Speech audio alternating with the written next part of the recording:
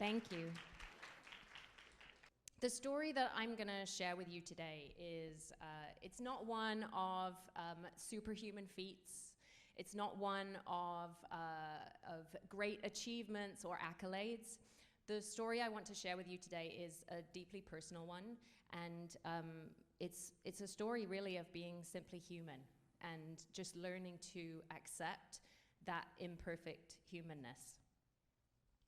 So I want to introduce you to the Liz Wootton of around summer 2017. The likeness is incredible, isn't it?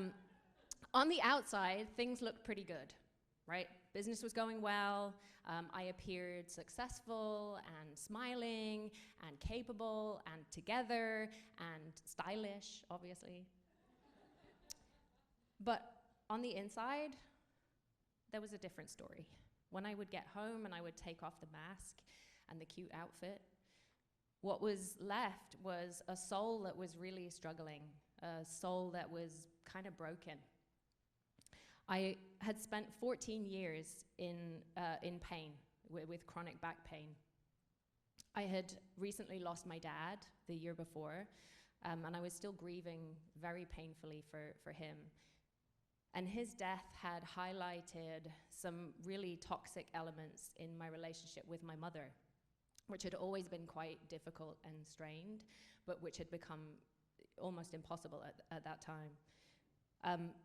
There were a bunch of other things going on as well, but I don't have all day. So it's safe to say that at this point I was depressed, I was anxious, I was utterly miserable, and I felt like a huge, massive failure. Now, if you'd been able to see the inside, which obviously you couldn't because I was hiding it really well, then you would have said, hey Liz, you know, I think you need some help. But raise your hand if you've ever found it hard to ask for help. Yeah, right? It's not that easy. And I resisted asking for help. I probably resisted asking for help for my whole life. So why? Why was it so difficult to ask for help? Well, here are some of the thoughts that were going on in my head at the time. I was raised to believe that my independence and my self-sufficiency were strengths. And the flip side of that was that I therefore believed that asking for help, for me, was a weakness. I felt like I should be able to deal with all of this by myself. I could see that lots of people were worse off than I was as well. So I was like, well, you know, nobody's really going to be interested in my whining, right? It's not that important. I thought nothing could be done, genuinely. I had tried everything to try and solve my back pain. And I thought, hey, there isn't anything that can be done anyway, so what's the point? I just need to suck it up. And more than anything, I thought that people would judge me. I thought that that people would think I was a failure in some way. And I thought this because these are the messages that my mother had given me when she talked about friends who I now realize had chronic health issues themselves. She had a friend who suffered with chronic fatigue syndrome, and what my mother said about her was, it's all in her head. And she just believes she's sick because her partner is manipulating her into thinking that. She had a friend who had debilitating mental health issues, and my mother would say, you know, she just needs to pull herself together and get out more. She had a friend who had chronic back pain, and she said many things about this friend. But the one that really sticks with me is she would say that she was just attention seeking. Now, believe it or not, this lonely, miserable, not asking for help place that I was in was actually a comfort zone. And we tend to think of comfort zones as being, you know, somewhere that's like a comfortable place, right? That it kind of feels good to be there. But comfort zones are not always that nice. Comfort zones can be full of destructive and self-sabotaging behavior. They can include addiction and self-harm and disordered eating and toxic relationships and all kinds of control mechanisms and coping mechanisms and numbing mechanisms. And you can know it's not a good place, and I knew it wasn't a good place, but I still felt trapped there because the thing that you have to do to get out of your comfort zone is walk into the ring of fear. For me, the overwhelming fear, the greatest fear I now recognize, was fear of judgment. I couldn't allow the idea that people would see me and see all my weaknesses. My fear of being truly seen and therefore scrutinized and then judged as a failure was stopping me asking for help. And it kind of went against everything that I'd been taught to believe from an early age. But luckily, I'm really grateful to this handsome fella who I'm married to, who one day had the courage to tell me what to do, which I have to say isn't usually a good thing, but on this day it was. And on a day of particular distress, after many days of particular distress, he said to me, you know, you have to go to the doctor. Like, please, you have to go to the doctor. Truth be told, I wasn't happy about this idea. I didn't think it would do any good, but I did it anyway. Now, I didn't realize at the time, but I was living in shame. And I was soon to discover at age 40 that shame had played a leading role in my life forever. And this quote is really meaningful to me. If you put shame in a petri dish, it needs 3 ingredients to grow exponentially: secrecy, silence, and judgment. I had kept my suffering secret. Even my husband wasn't really aware of just how bad things were. I was suffering in silence. And I judged myself more harshly than I would ever judge another human being. But if you put that same amount of shame in a petri dish and douse it with empathy, it can't survive. When I went to the doctor, something amazing happened. I was met with empathy. He got it. He understood. He didn't judge me. And because of that, I ended up, as part of a chronic pain program, multidisciplinary approach to pain, some of which was great, some of it was less great. But I ended up working with a psychologist. Now, I don't know what I expected from psychotherapy, but I know what I didn't expect was for things to get worse before they got better. I thought I'd hit rock bottom. I was wrong. So sessions were really tough, grueling sometimes. I cried a lot. I cried in the session, I cried in the parking lot, I cried on the way home, I cried for the week in between sessions. We talked a lot about shame. We talked even more about my relationship with my narcissistic mother. And we talked a lot about my vicious self-talk. I also spent a lot of time being really confused about how all this related to my physical pain. But what was happening was the psychologist was holding space for me. And I want to explain what that means. It's a term that gets used a lot in coaching. This is how I explain it.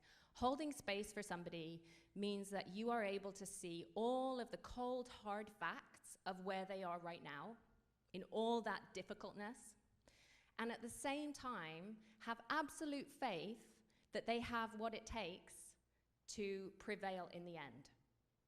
And by holding space, you're being fully present with them without judgment. So it was a little bit like in a session, the psychologist would open a door for me. And then it was my job to walk through that door and go around and explore outside a little bit. But an hour goes by really fast. So in order for this to work, I actually had to be able to do that exploration myself outside of the session. That meant I had to hold space for myself. And that is really difficult. And here's why. This big obstacle got in my way. Anytime I encountered difficult emotions and feelings, this little voice in my head would be like, "You're so weak for feeling these things. You shouldn't be feeling these things." And actually, you're a failure for even being at this point in your life. And you're quite worthless because, you know, you can't even load the dishwasher without crying. So, you know, that makes you useless to anybody. And probably actually the real problem is that you're just lazy. You just don't want to load the dishwasher. You just don't want to work full time. You just don't want to do these things. And if you would just try harder, then that would be okay. And worst of all, because of all of that, you're unlovable. I would never judge another human being by these standards. And yet I had done this to myself my whole life. Judgment after judgment after judgment. Now, it took me a while, but eventually I figured out that this self-care thing that people kept encouraging me to do had nothing to do with wine with friends or bubble baths. And that actually what I needed to do was give myself permission to ignore the judgy little voice in my head.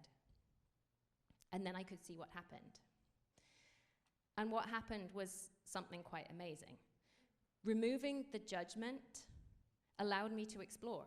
It allowed me to experience. It allowed me to feel. And it wasn't easy. Actually, it really sucked because the stuff I was feeling was very, very difficult. But I needed it. I needed to experience it. Journaling became a really close friend to me because a journal was a place that I could pour out all of this emotion onto the page without anybody getting caught in the crossfire. I could scribble and scroll and scratch and get angry, and all of that could stay safe in that journal. And another way that I found was really effective to explore was art.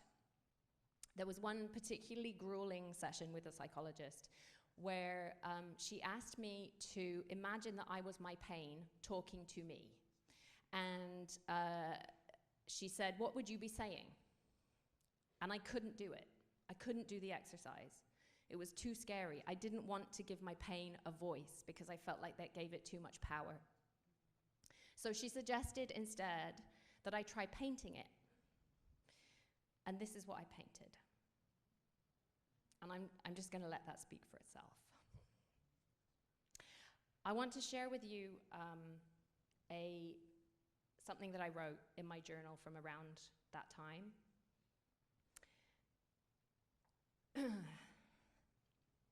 I do not believe that I am loved unconditionally by my mother. You could say that I know I'm not. How do I know?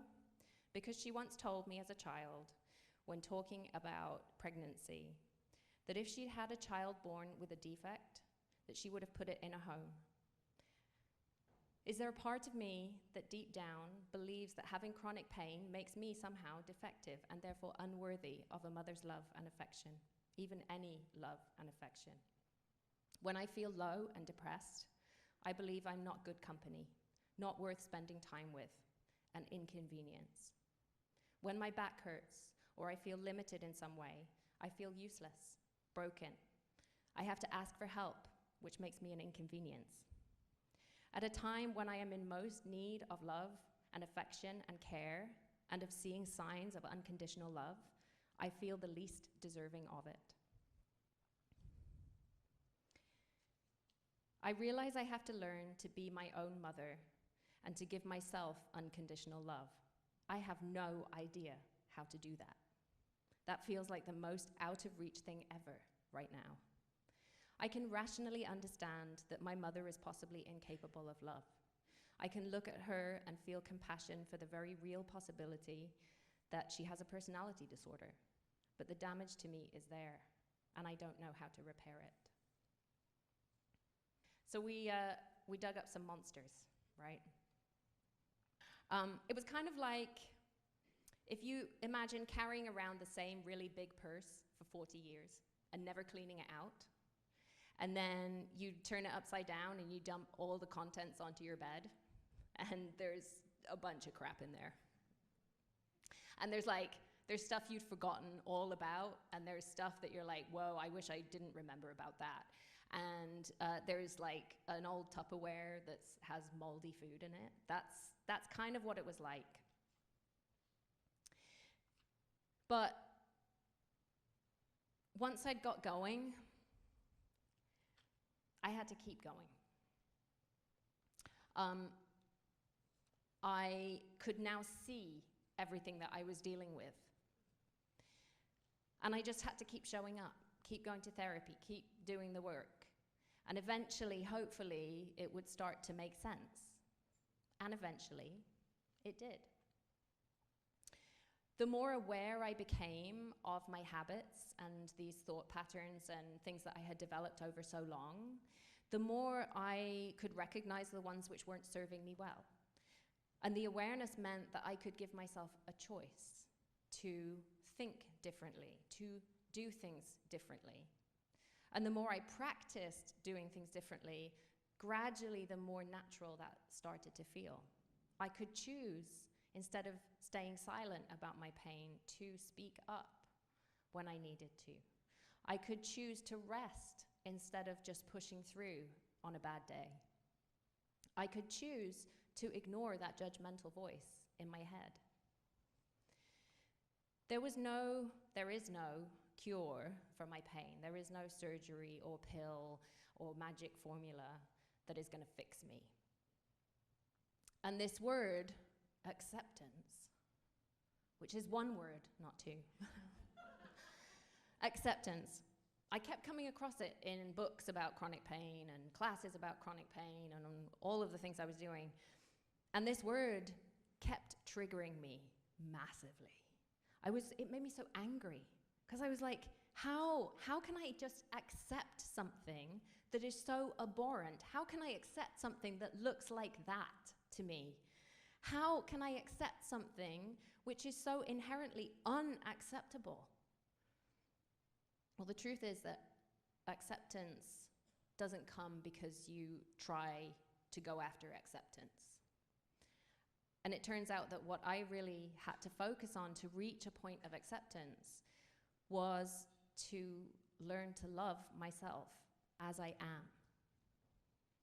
I'm going to read you the second part of that entry in the journal. And it was really, this is what I wished for more than anything. I am just a little girl who needs to be held and protected and loved. A little girl that needs to be told, it's okay. I love you, even though you can't cope, even though you're broken, even if you think you're a failure. I love you if you're fearful. I love you even if you can't figure it out. I love you even if you can't do things for me. I love you for who you are right now in this moment, even if who you are right now in this moment is inadequate to you. A little girl who needs to be told, it's okay. I love you even if you're not okay, even if you can't love yourself right now, even if you feel like what you're asking for, what you're asking of me isn't fair. I love you and I want to help you any way I can. I want to hold your hand and protect you. I see you and I accept you and I love you. You are worth something to me.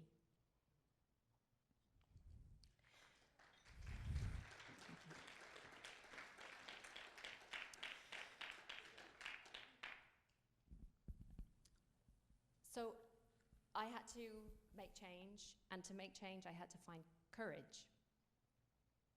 I had to find the courage to slow down, to work less so that I could manage my pain better. I had to find courage to allow the world to see me as I am. I had to find courage to be here today and to say all this. I had to find courage to put distance between me and my mom so that I could quiet the judgy voice in my head that sounded so much like her. I want to share with you a sketch that I did recently. I've come a long way. This is me on a good day, not literally, but no longer the frightened child being overwhelmed by the specter of pain. Grounded, full of love, and ready to embrace that little girl. Above all, what I needed to realize was that I could love myself in the way that I so longed for, and that I actually already had the words written for me unknowingly as a gift from my future self. I always say that I couldn't do what I do for a job or anything else if I hadn't done what I've done. And never has this been more true. How I work has changed. I've had to get really smart about how I work and how I live so that I can actually manage my pain alongside the fact that I also have a life. But it's also deepened my mission to guide and support change for people. For years, the embryo of an idea has been in the back of my mind about developing a program that is accessible and affordable and allows me to reach more people. And I think this experience has given me the missing piece. It's like there's this extra thing which now I have, this extra kind of power that I have, which I want to be able to share and give to people and help other people to know that they are not alone and they don't have to struggle by themselves. Work-Life Smarts is like the culmination of all of this work that's been brewing for however long. I have an invitation for you today. My pilot program is due to start later, and I want to invite you to be part of that. If anything that I have said today has reached you, please come talk to me today. I will be here all day, and thank you. Thank you for listening.